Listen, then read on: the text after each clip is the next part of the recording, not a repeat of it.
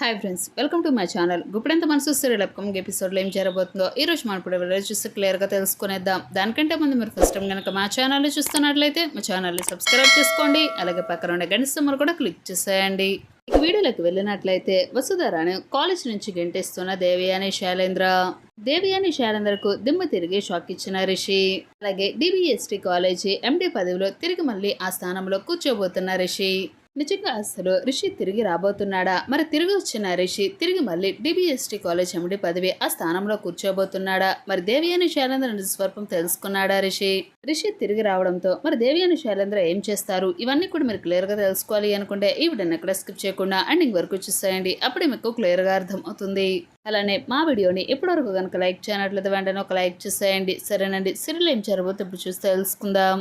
ఇక సీరియల్లో కనుక చూసుకున్నట్లయితే దేవయాని శైలేంద్రతో ఇద్దరితో కూడా ఛాలెంజ్ చేసిన మాట ప్రకారంగానే వసుధార అయితే రిషిని వెతికే ప్రయత్నం అయితే మొదలు పెడుతుంది.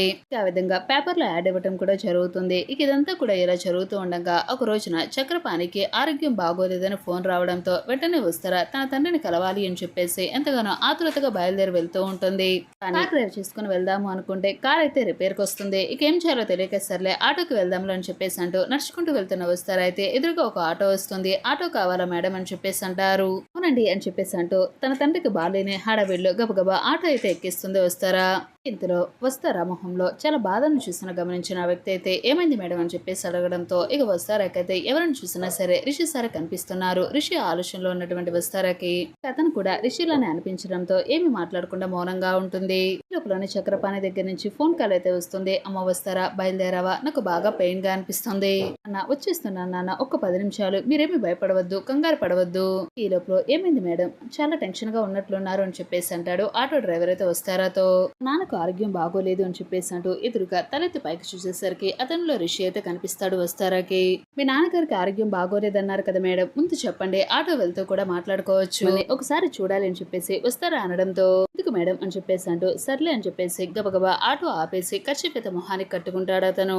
వస్తారాకైతే డౌట్ వస్తుంది. ఒకసారి ఆ కర్చీఫ్ ని తీయండి అని చెప్పేసి అంటుంది వస్తారా. ఇక్కడ మీ నాన్నగారి ఆరోగ్యం ఏమాత్రం బాగోలేదు, ప్రాణాలు ప్రమాదంలో ఉన్నాయి, వెళ్దాం పదండి అని చెప్పేసి అంటూ వస్తారా అడ్రస్ చెప్పకుండానే ఆ ఇంటికి తీసుకుని వెళ్తాడు ఆ వ్యక్తి అయితే.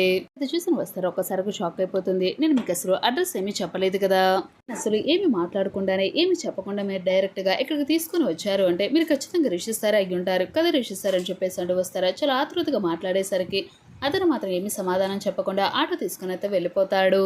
వస్తారాకైతే అసలు ఏమీ అర్థం కాదు. నేను చూస్తుంది నిజంగానే రిషి సార్ కళ్ళు, రిషి సార్ మొహం నేను గుర్తుపట్టలేనా, నాకెందుకు ఎన్ని చూస్తుంటే రిషి సార్ అనిపిస్తుందని చెప్పేసి గబగబా వెంటనే వస్తారా ఇక వాళ్ళ నాన్న గుర్తు రావడంతో ఇక లోపలికైతే వెళ్ళిపోతుంది వస్తారా మనసంతా మాత్రం ఆ ఆటో డ్రైవర్ మీదే ఉంటుంది. ఎందుకంటే అతను ఖచ్చితంగా రిషి సారే అయి ఉంటారు. తర్వాత వెంటనే చక్రపాణి అయితే హాస్పిటల్ కి అయితే తీసుకుని వెళ్తుంది. ఇక చక్రపాణి డాక్టర్స్ చెక్ చేయడంతో చక్రపాణి అయితే కోలుకుంటాడు. వెంటనే తన తండ్రి దగ్గర నుంచి ఇంటికైతే వెళ్తుంది వస్తారా. ఇంటికి వెళ్ళిన వస్తారా అయితే మహేంద్రకి మనోకి జరిగిన విషయం మొత్తం కూడా చెప్తుంది. వాళ్ళు కూడా ఒక్కసారిగా షాక్ అవుతారు. ఏంటమ్మా వస్తారా, నువ్వు చెప్పేది నిజంగానైనా రిషిని చూసావని చెప్పేసి అంటారు. అవును మావయ్య, ఆయన చూస్తుంటే నాకెందుకో రిషి సార్లనే అనిపిస్తున్నారు. వెంటనే మనో కూడా సరే మేడం, మీరు చెప్పింది కరెక్టా కాదో మనమే కన్ఫర్మ్ చేసుకుందామని చెప్పేసి అంటూ మరుసటి రోజు వస్తారా అలానే మనం ఇద్దరు కూడా ప్రతి ఆటోని డ్రైవర్ ని కూడా వెతకడం మొదలు పెడతారు. ఇక్కడ కూడా రిషికి సంబంధించిన ఎటువంటి వివరాలు కూడా తనకు సంబంధించిన జాడ క్లూస్ కూడా ఏమీ దొరకవు. అలా వెతుకుతూనే రోజులు గడిచిపోతాయి. టైం కూడా అయిపోతుంది. 6 రోజులు అయిపోతాయి. ఇక లాస్ట్ రోజున వస్తారైతే కాలేజ్ లోకి అడుగు పెడుతూ ఉంటుంది. చాలా భయపడిపోతూ ఉంటుంది. రిషి సార్కి ఇచ్చిన మాట ఎక్కడ నిలబెట్టుకోలేకపోతున్నానా అని చెప్పేసి చాలా బాధపడుతూ రిషి గురించి తలుచుకుంటూ ఉంటుంది వస్తారా లోపలికి వెళ్లేసరికి ఆ క్యాబిన్ లో వస్తారా శైలేంద్ర ఇద్దరు కూడా ఉంటారు. వస్తారా, ఈ రోజుతో నీకు ఈ కాలేజ్ తో రుణం తీరిపోయింది. నువ్వు ఈ కాలేజ్ కి రిజైన్ చేసి కాలేజ్ నుంచి బయటకు వెళ్ళిపోయిన తర్వాత నువ్వేమవుతావో కూడా ఎవరికి అనవసరం, నీ ప్రాణాలు ఉంటాయో లేదో కూడా తెలియదు వస్తారా. అలా దేవేని శైలేంద్ర ఇష్టం వచ్చినట్లు మాట్లాడుతూ వస్తారనైతే చాలా బాధ పెడతారు. ఇక తర్వాత క్యాబిన్ లోకి అయితే అందరూ వస్తారు. అయితే వస్తారా ఛాలెంజ్ చేస్తుందో ఆ టైం మొత్తం కూడా దాటిపోతుంది. ఇచ్చిన టైం పూర్తిగా మొత్తం కంప్లీట్ అయిపోవడంతో ఇక దేవేని శైలేంద్ర వస్తారా దగ్గరకు వస్తారు. వెళ్తావా వస్తారా, బయలుదేరతావని చెప్పేసి అనేసరికి ఇక పద వస్తారా, నిన్ను సాగనంపుతాము అని చెప్పేసి అంటూ వస్తారా మెడని అలానే చేతులను శైలేంద్ర ఇద్దరు కూడా పట్టుకుని వస్తారని అయితే కాలేజ్ బయటకు తీసుకుని వచ్చి గెంటేస్తారు. ఇక వెంటనే వస్తారని 2 చేతుల్ని కూడా పట్టుకుంటాడు రిషి అయితే అక్కడికి వచ్చి. అందరూ కూడా ఒక్కసారిగా షాక్ అయిపోతారు. వస్తారైతే తల ఎత్తి పైకి చూస్తుంది. అను ఏమో అని చెప్పేసి అనుకుంటుంది. అని ఎదురుగా ఉన్న రిషిని చూసి ఒక్కసారిగా స్టన్ అయిపోతుంది వస్తారా. రిషి సార్ అని చెప్పేసి అంటూ తన మొహంలో చెప్పలేని ఆనందం వస్తుంది. మీరు నాకు కనిపించారు కదా రిషి సార్, మొహానికి స్కార్ఫ్ కట్టుకొని మరి ఆటో డ్రైవ్ చేసి నన్ను మా నాన్నగారి దగ్గరికి తీసుకుని వెళ్లారు. గుర్తుపట్టాను. రిషి సార్ అని చెప్పేసి అంటే మీరు మాత్రం ఆగకుండా వెళ్ళిపోయారు. ఆ రోజు నా దగ్గరకు వచ్చి మాట్లాడకదా వచ్చి సార్ ఇప్పుడు ఎందుకు వచ్చారు, ఎందుకు వెళ్ళిపోయారు అని చెప్పేసి అంటే వస్తారా, ఓ పక్క నుండి వస్తారా అని చెప్పేసి అంటూ 4 అడుగులు ముందుకు వేసిన రిషి శైలేంద్ర చెంప ఒక్కసారిగా పగలగొడతాడు. ఇంత క్రూరత్వంగా ప్రవర్తిస్తూ ఉంటే, ఒక ఆడదాన్ని మెడబెట్టుకుని మరి బయటికి గంటిస్తూ ఉంటే నువ్వెందుకు అలా సైలెంట్ గా ఉన్నావు అని చెప్పేసి అంటూ శైలేంద్ర అయితే తిడతాడు రిషి. అయితే చెప్పన్నయ్య, తప్పులన్నీ మీరు చేసి నిందలన్నీ కూడా వస్తార మీద వేస్తే ఎలా ఉంటుంది, వెంటనే వస్తారని లోపలికి తీసుకుని వెళ్తాడు.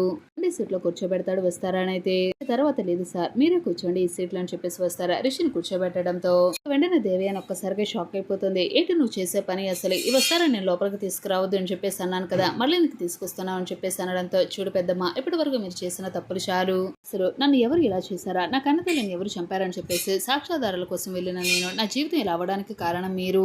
నుంచి తప్పించుకుని ఎన్నో రకాల బాధలు అనుభవాలు నా జీవితంలో ఎదుర్కోలేనివన్నీ కష్టాలన్నీ కూడా ఎదుర్కొన్నాను. ఈ రోజు నేను ఇక్కడికి రావడానికి కారణం కూడా మీరే. ఈ లోపల అక్కడికి వచ్చిన మహేంద్ర రిషిని చూసి ఒక్కసారిగా షాక్ అయిపోతాడు. ఇక రిషి దగ్గరికి వచ్చి చాలా ఎమోషనల్ అయిపోతాడు. రిషి అని చెప్పేసి అంటే రిషిని ఒక్కసారిగా హక్ చేసుకుంటాడు మహేంద్ర.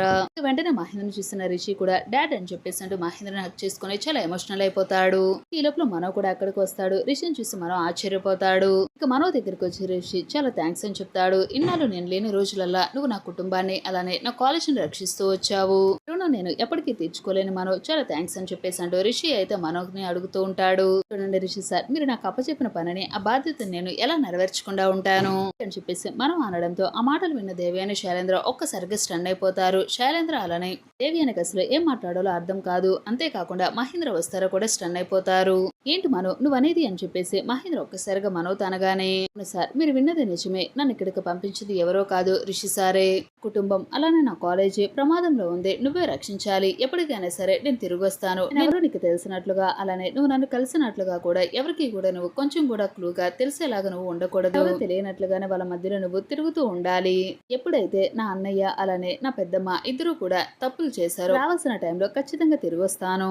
ఇప్పటి వరకు కూడా నా కుటుంబాన్ని నా కాలేజీని నువ్వే రక్షించాలి అని చెప్పేసి అంటూ ఆ రోజు రిషి నా దగ్గర మాట తీసుకున్నాడు. అందుకనే నేను ఇప్పటి వరకు కూడా రిషి నాకు తెలిసినా సరే మీకు ఎవరికి కూడా చెప్పకుండా నిజాన్ని దాచిపెట్టాను, నన్ను క్షమించండి అని చెప్పేసి అంటూ మనం అయితే అందరినీ కూడా క్షమాపణ అడుగుతాడు. ఇదంతా విన్న శైలేంద్ర దేవన్లకు అసలు ఏమీ అర్థం కాదు. చూసారు ఫ్రెండ్స్, రాబోయే మనకు ప్రాంత మనసు అప్కమింగ్ ఎపిసోడ్ అయితే ఖచ్చితంగా ఇలా అయితే జరగబోతుంది. మరి ఎలానే జరగాలని చెప్పేసి మీరైతే కోరుకుంటే ఈ వీడియో తప్పకుండా లైక్ చేయండి, కామెంట్లో ఇస్తారుపై మీ అభిప్రాయం తెలియజేయండి. మా ఛానల్ ఇప్పుడంతా మనసు అప్కమింగ్ ఎపిసోడ్లో ఏం జరగబోతుంది మీరు డైలీ తెలుసుకోవాలనుకుంటే మా ఛానల్ సబ్స్క్రైబ్ చేసుకోండి, అలాగే పక్కన ఉన్న గంట సమ్మర్ కూడా క్లిక్ చేసేయండి.